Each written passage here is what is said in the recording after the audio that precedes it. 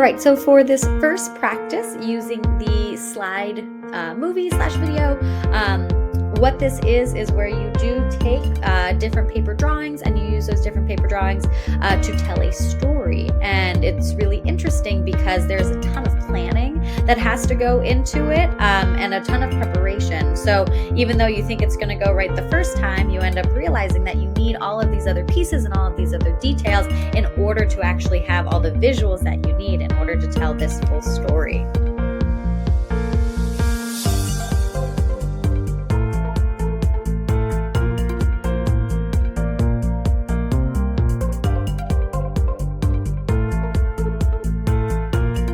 All right, so for this tool, the students will be using a whiteboard in order to tell their story.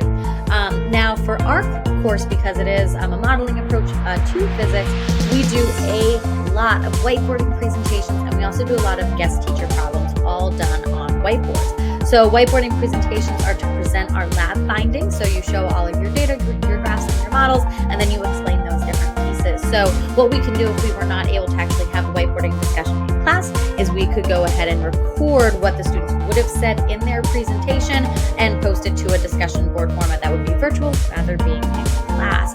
But all of the information would be presented on that whiteboard. So again, the students would have to plan and prep and kind of decide who's going to say what and how they're going to present that information.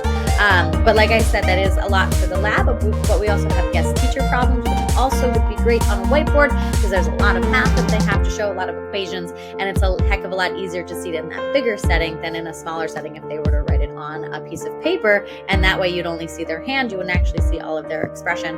So that would be a much better use for this.